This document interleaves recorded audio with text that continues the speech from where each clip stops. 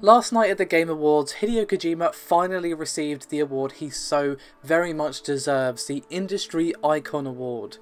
Now, in the preamble speech from Geoff Keighley, we actually learned an interesting thing about one of the things that happened in the run-up to Kojima finally being freed from the clutches of Konami. Now, of course, I've spoken at length, as have many people, about the horrible mistreatment that Hideo and his team went through at the hands of Konami before he finally left the company, and Geoff gave us some insight on one of those things. Now, of course, Hideo himself hasn't spoken publicly about what happened. He probably never will. He's probably under some sort of contract not to be honest, and even if he wasn't, he probably wouldn't anyway. It's not really the done thing to talk about that, I find. But as well as the comments that Geoff made in his preamble speech, we also had an interview with Glixel. So Geoff made similar comments publicly, but to Glixel he said, quote, "I haven't talked much about that, but it was such a difficult time because he, Kojima, was going through a lot last year. The fact that he finished the game under those circumstances is just amazing. He was locked in a separate room on a different floor than his development team for the final 6 months of development. He couldn't even talk to them. He had to talk through someone else. That's how the game was finished. Part of what kept me going this year was a belief that we had to be back on the same stage to give him his due and give him the award that he was robbed of last year."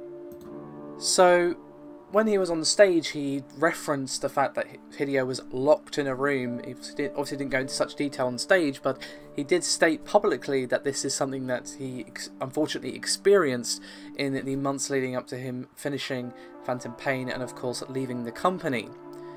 Which is really, really messed up if this is true, and obviously Geoff and Hideo are fairly good friends, they know each other pretty well. You know, Hideo even said that "I love you" to Geoff, like on stage. So I think that, you know, we can trust Geoff's words on this particular matter, but it is interesting that it does kind of shine a bit of light on certain aspects of Metal Gear 5. Of course, the ending and the sort of ending portion of that game is probably the most heavily criticised part. You know, people loved the start, you know, the middle, and then towards the end it started to fall off. And obviously, if this is true, that Hideo was just in a room by himself and had to rely on a third party to actually speak to his development team, well, it's not really a surprise that the latter half of the game just didn't feel as good, didn't feel as polished, and of course, as the infamous missing mission as well. Now, of course, I will include the full interview with Glixel with Geoff Keighley in the description below this video, and also recommends that you watch the new Death Stranding trailer that was just revealed. I will include that in the description below as well. But we also learned a tiny tidbit about Death Stranding that I just kind of want to throw in here. Now, as I just said, there's a brand new trailer for the game, which doesn't really tell us much more, but it looks really, really interesting. But if you examine the trailer at about 4 minutes 10 and check the lower left of the screen, you'll see the word Decima.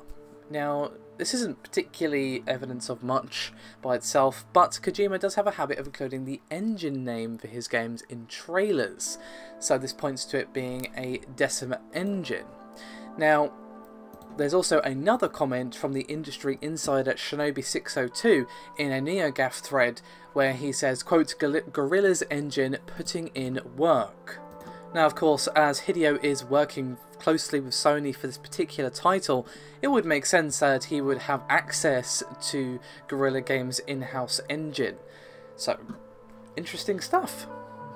Whatever it is, it looks pretty damn cool, at least in the trailer. The faces, if they look that good in the actual game, damn impressive.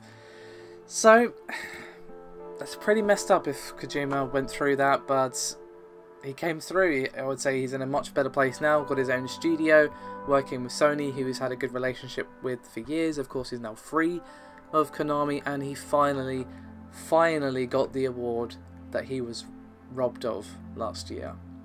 While he won't get that Metal Gear Solid 5 award that Konami wouldn't let him get, he has this award, which I feel is a much more meaningful.